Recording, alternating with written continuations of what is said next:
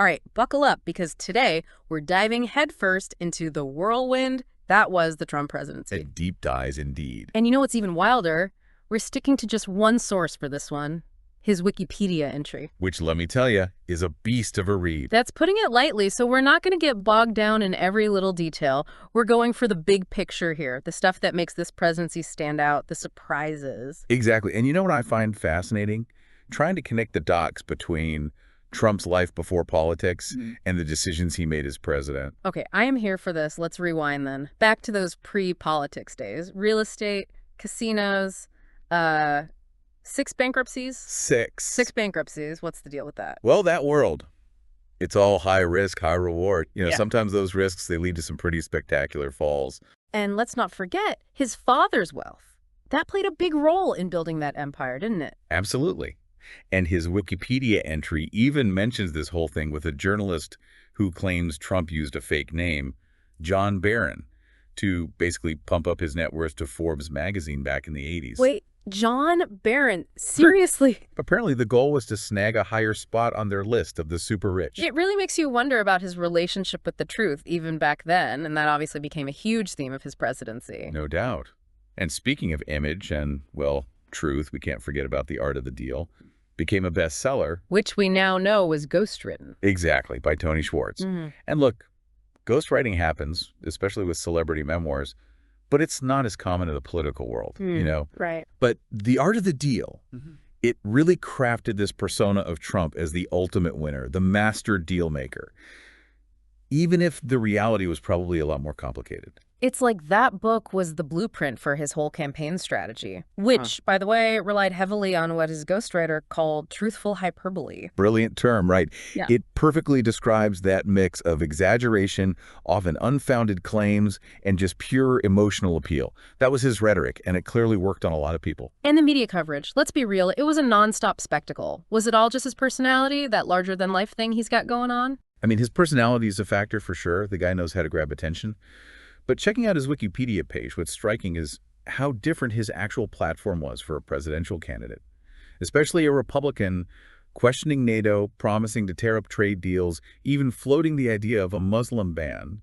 That wasn't exactly standard politician stuff. And yet, against all odds, it worked. He wins the Electoral College, despite losing the popular vote.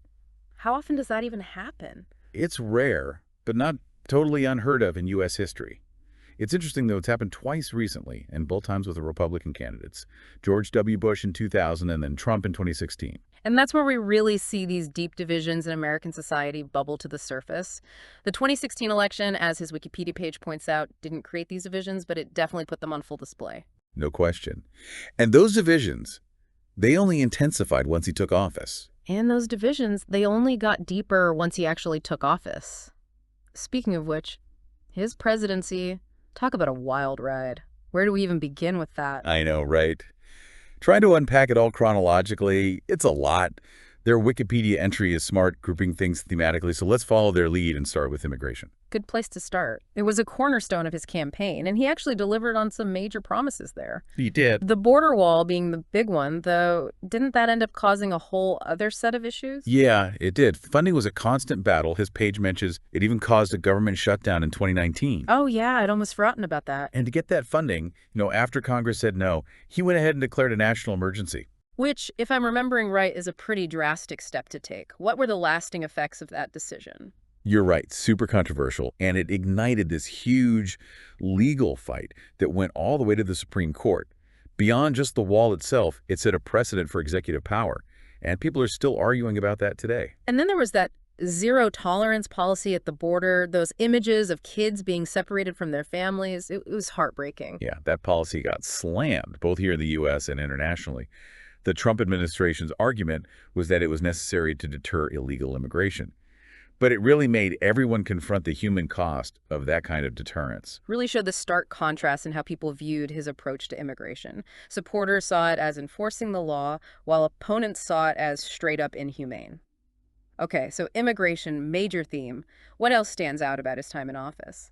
Well, the economy was another area where Trump made some big moves. He signed that massive tax cut into law back in 2017, which, by the way, mainly benefited corporations and the wealthy. And those cuts, if I'm following correctly, combined with higher spending in other areas, actually grew the national debt, right? They did. And then there's the trade war with China. Trump slapped tariffs on billions of dollars worth of Chinese goods. Which I'm guessing didn't exactly make things calmer in the global You markets. think? Created a ton of uncertainty. Not to mention, those tariffs probably meant higher prices for everyday people like us, too. It's wild how these domestic policies can cause such huge ripples on the world stage. And of course, impossible to talk about his presidency without mentioning COVID-19. That threw a wrench in everything. Totally did. His Wikipedia entry goes deep on that period, but basically his initial response was to downplay the whole thing. Right, he compared it to the flu, if I remember correctly, Yeah, and was very much against things like mask wearing, even when his own people were recommending it. exactly, which really poured fuel on the fire of politicizing public health measures. And we're still dealing with the fallout from that today. Yeah. Plus, he was publicly contradicting his own health experts and promoting treatments that hadn't been proven to work. And then there was that whole saga with the World Health Organization, Ah, yes, the WHO. He accused them of being too chummy with China and ended up pulling the U.S. out of the organization. which during a global pandemic seemed like a pretty controversial move, to say the least. You could say that again. It was definitely controversial. Yeah. Seems to be a recurring theme with him, this distrust of international organizations, that whole America First approach, which I guess does line up with his campaign promises. It does. And that played out in other foreign policy areas, too. But when it comes to controversial chapters in his presidency, we got to talk about the Russia investigations. Oh, yeah, can't forget about those. The whole thing with Russian interference in the 2016 election, that shadow loomed over his entire time in office. His page lists out multiple investigations. There was the FBI's Crossfire Hurricane one, looking into possible ties between his campaign and Russia. Hold up, for those of us who don't have the stuff memorized, remind me again, what exactly was Crossfire Hurricane? Right, so that was the code name the FBI used for their investigation into whether the Trump campaign and the Russian government were coordinating during the 2016 election. It was super hush-hush, and it's what eventually led to Robert Mueller being appointed special counsel. Okay, got it. So Crossfire Hurricane leads to the Mueller investigation, which, man, that was controversial. Understatement of the century. And the Mueller report itself, it didn't exactly give a clear-cut answer on collusion. They found that Russia did interfere in the election, but not enough evidence to prove a criminal conspiracy between Trump's campaign and Russia. But it didn't exactly clear Trump's name either, did it? That's the thing. The report specifically said they couldn't reach a conclusion on whether Trump obstructed justice during their investigation. Which, predictably, just threw more fuel on the partisan fire, people interpreting those findings based on what they already believed. Exactly. It became almost impossible to have a level-headed conversation about what the report actually said and what it all meant. It's like his whole presidency was this giant example of how divided America is. And that connects to another thing that keeps coming up on his Wikipedia page, his relationship with, well, the truth. Yeah, that's a tough one to ignore. Fact checkers documented over 5,000 false or misleading claims he made during his presidency. 5,000, that's just, I don't even have words. It's a lot. And it really highlights how much trust has eroded in traditional sources of information, and that's a trend that goes way beyond Trump himself. And speaking of unprecedented, we can't leave out his use of social media. Twitter was basically his personal loudspeaker. Totally. Never seen anything like it from a U.S. president. He used it for everything. Announcing policies, going after his opponents. He even fired people on Twitter. Which eventually got him banned from basically every major platform. Another historical first. Right. Twitter, Facebook, YouTube, they all banned him for breaking their rules, mostly for inciting violence, which then led him to create his own platform, Truth Social. Did that ever actually take off the way he was hoping it would? Not really. It's become more of an echo chamber for his base. But it says a lot about his ability to keep a devoted following. Which I guess brings us to the post-presidency Trump. Even without Twitter, his influence is still huge. His Wikipedia entry even calls him a modern party boss, which is really saying something. It is, yeah. But does that even hold up? What does that even mean when we're talking about someone like Donald Trump? So, modern party boss. What does that even mean when we're talking about Donald Trump? It means even though, he's not in the White House anymore, he still holds a ton of sway within the Republican Party, endorsing candidates, holding rallies, shaping their platform, The whole 9 yards. And he's doing all this while facing multiple legal battles, right? Exactly.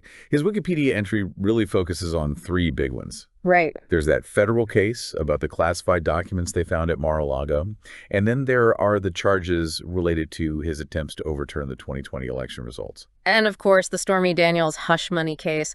Although, hasn't there been a resolution to that one? You're right, that one's actually wrapped up, and it's a pretty big deal. He was found guilty of falsifying business records. It all had to do with hush money payments made during his 2016 campaign. So that's the first time a former U.S. president has ever been convicted of a crime, right? First time ever. Wild, isn't it? It really is. And it's kind of crazy how this all stems from those pre-presidency business dealings we were talking about earlier. Full circle, right? His former lawyer, Michael Cohen, he pleaded guilty to campaign finance violations, claimed he made those hush money payments at Trump's direction. And even though Trump denied doing anything wrong, the jury saw it differently. But those other cases, the ones that are still ongoing, those have major implications too, don't they? Absolutely. The classified documents case, that one's got serious national security ramifications. And the case about trying to overturn the election, well, that gets to the very heart of our democracy. It's almost hard to wrap your head around a former president facing these kinds of legal battles, all while still being so politically active. It's like, what have we gotten ourselves into? It's definitely uncharted territory in modern American history. His Wikipedia page even talks about how these trials are affecting the 2024 election. Some analysts are saying it's actually energizing his base even more. It's a complicated situation, to say the least. To say the least. Okay, before we wrap things up, there's one more thing from his Wikipedia entry we need to touch on. His racial views and some of the rhetoric he used during his presidency, we can't really ignore that. You're absolutely right. Those comments about Mexican immigrants, his response to Charlottesville, the shithole country's remark, it all sparked outrage and accusations of racism, and rightfully so. And it wasn't just talk either. He put policies in place like that travel ban on people from several Muslim-majority countries, policies that were widely seen as discriminatory. Yeah, his Wikipedia entry actually mentions studies that link his language and those policies to a rise in hate crimes while he was in office. It's a disturbing part of his legacy, that's for sure. No doubt about it. It really feels like we've just scratched the surface here on a story that's complex and sometimes, honestly, pretty unsettling. We've gone from bankruptcies to truthful hyperbole, from a global pandemic to this national reckoning on race. It's a lot to process. It really is. And we've only used his Wikipedia entry as our guide. That's what these deep dives are all about, though. It's not about having every single answer. It's about asking the important questions, digging into the details, and getting you to think critically about what you're hearing. Exactly. So, to everyone listening, what stood out to you most today? Anything that surprised you? Anything you're still pondering? Because one thing's for sure, the Trump presidency, it was anything but predictable. And with these trials still going on, his impact on the Republican Party, and the hold he still has on a good chunk of America, this story, it's far from over. Thanks for joining us for this wild ride through the Trump presidency. Until next time, keep asking those tough questions and keep diving deeper.